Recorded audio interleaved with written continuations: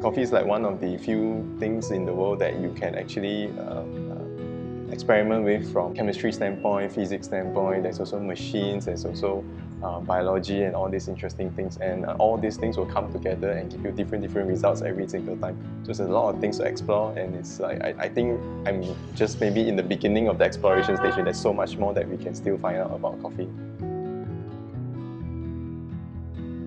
Our intention with Reframe is, with the word, is to change people's mindset on what coffee can be, right? And to open up your mind. And maybe coffee is not just for something for you to wake up with. There's also a lot of flavors to explore, a lot of interesting stories behind the coffee itself. So hi, I'm Yew Meng. I'm the owner and also the head roaster of Reframe Coffee Roasters in Penang, and I'm also the 2019 International Coffee Masters Roasting Champion for Malaysia.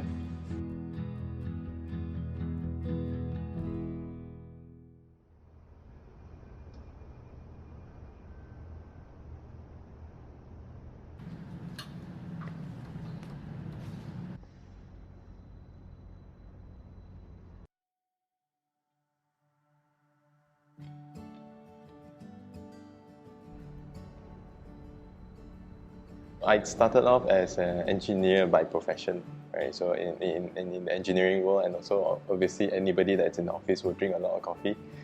And because of also my engineering background, we tend to like to research a lot of things, try a lot of things, experiment a lot of things. And I find that actually coffee is very interesting. So I started roasting at home actually, and then that became a little bit unsustainable. So then we moved to a proper shop, and that's where we started Reframe. So in the beginning, especially 7 to 8 years ago, what we can see is that people are drinking mostly a little bit more commercial grade coffees. They are used to, at least in Malaysia culturally, we are used to kopi O flavors, so slightly things that are more bitter. So to them, coffee is more of a drink to start the day. It's not really about the flavors and all that. So our intention with Reframe is, with the word, is to change people's mindset on what coffee can be.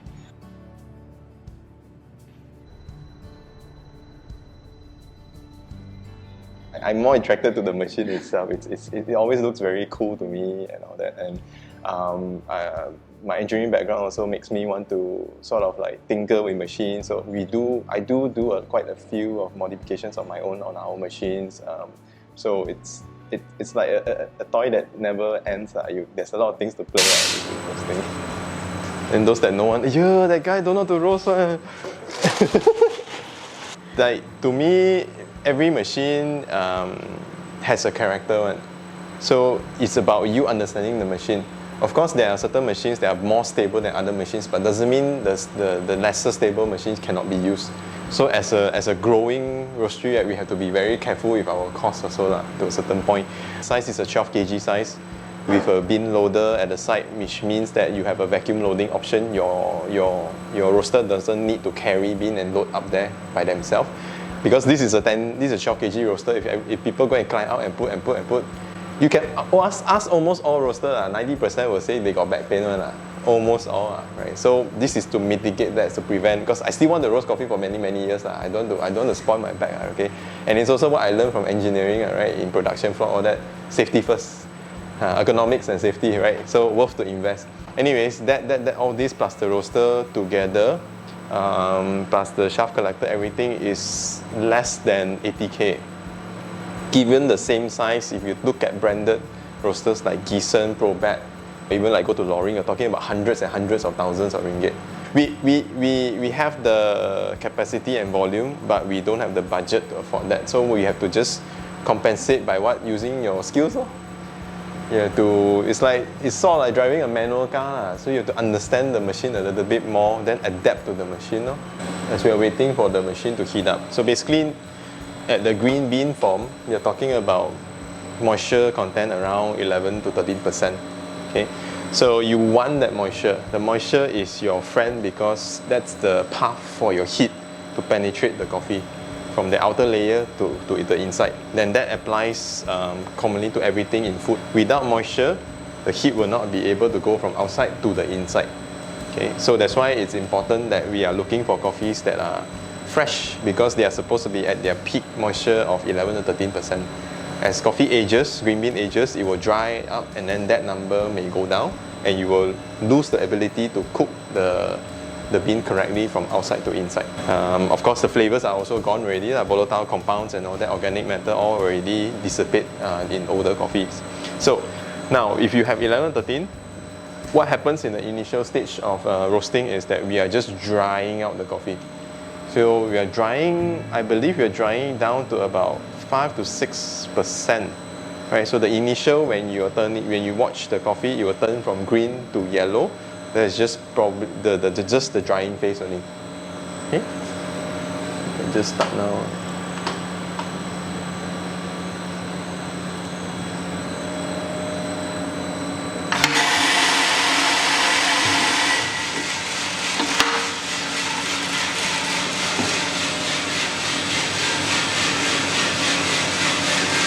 Okay, so this is a 2 kg batch size, so I'm using 180 Celsius charge temp. I'm keeping the gas very, very low now because this is a big machine with a big drum and this is not the full load.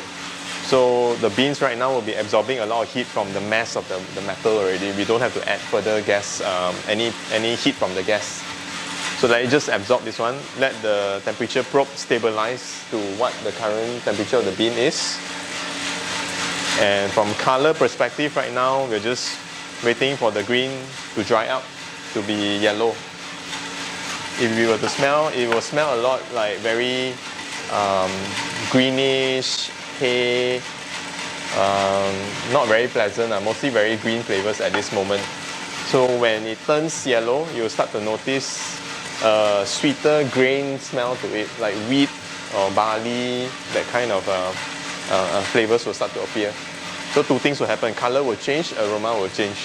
So the idea is that you should try to be as consistent as possible regardless of the load. It's just that the heat transfer might not be the same. So we want to watch out, that one is more towards at the end, at development phase, first crack and all that. That side you might need to change a little bit. But the profile should be ideally the same. It's just that the way you apply the gas will be different. But I find that there are certain things about big batches will taste better than small batches. Because when you have big batch, you have the inter-bean interaction. The heat is exchanged a little bit better all around the bean. So somehow it's a more complete, more full when you're roasting larger batches versus smaller batches. So I'm mostly still a drum roaster guy. Very classic. So the color is slightly turning already from just now the green to pale yellow. It's not really fully dried. So it's about 145 Celsius. Okay. So this is sort of like fully dried. So in this coffee it's a little bit faster, about 155 compared to usually we see about 160. So this is the color that sort of indicates that drying has ended. Okay. So this is where now heat transfer is the most maximum already. It's also where I like to increase the airflow a little bit more. At this stage, the beans are growing a little bit in the mass. It's expanding a little bit already, and it's also going to start to release a little bit of the shaft and all that already. So the airflow is going to help to remove that shaft. But I'm also trying to mix around now a little bit of convection and conduction heat, not just from the drum, but I want to use air to pull the heat from the gas to apply more convection heat. So we get inner and outer development a bit better. At this stage, it's not yet really, really dry, so you don't want to increase so much. In this case, this is Colombia Lusitania. It's a little bit more heavily fermented coffee. So if you want to bring out the brighter, more fruity notes, then you want to lean more towards the convection side, the airflow side, rather than the drum side. But what I like to do is also towards the end, try to add back a little bit of body by taking away some of the convection, go back to drum. But we'll see. Different coffees, I apply different things. So after drying, this stage is what we call the Maillard reaction phase. So this is where most of the flavors of the coffee are developing. So at this point, everything that is developed is coming from the coffee itself. This is still the coffee character. Most of the flavors are all from the coffee character itself. Once we heat into closer to first crack, it will turn to sugar browning phase. That stage is purely us adding roasting flavors to the coffee. Right? The darker you go, the more roasted flavors you get. No? Right? So in the beginning now, all this is purely the coffee taste. This is the 8-minute mark already. So this coffee, if I'm not wrong, it should start first crack roughly around 10 minutes or 9 minutes 45 seconds. I tend to adjust development time based on aroma, based on smelling the coffee. So I let it tell me how far along the development are we and whether we should go further or less. Because different batch sizes might require slightly different, or they are actually developing at a different rate. We cannot just purely look at the graph. Now we are getting first crack. Okay.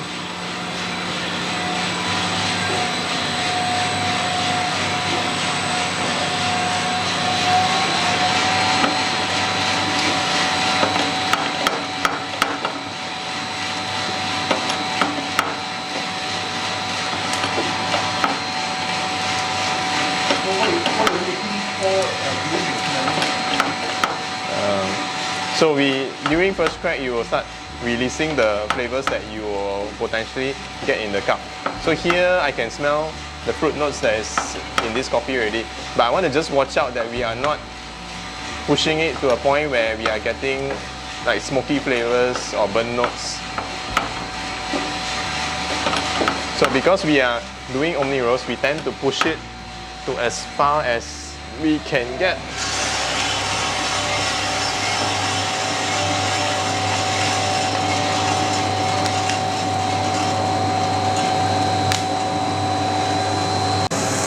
So sometimes you may still get like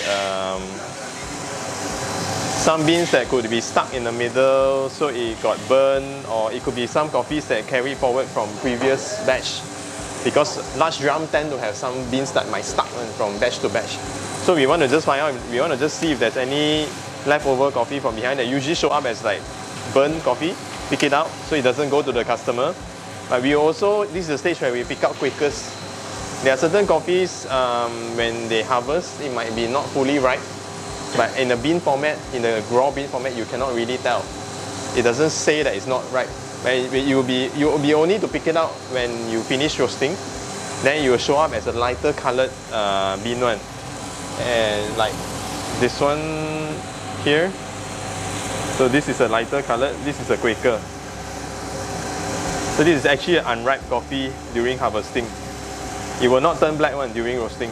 So after roasting only we can actually differentiate them, and then we can pick this guy out so it doesn't go to the customer. This has a very strong peanutty flavor to it. It will spoil that cup for you.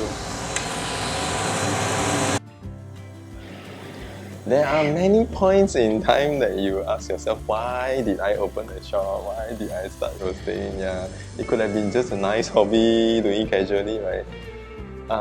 But I think I wouldn't change it. Where we are right now, there's a lot of good experience along the way. As much as there's also very painful experiences, yes, sure.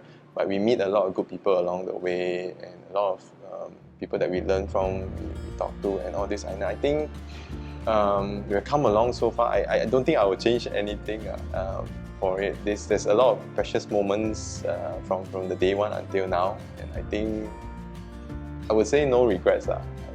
It's tough. It's definitely tough. Very, very tough, especially in Malaysia. But I would say it's worth it.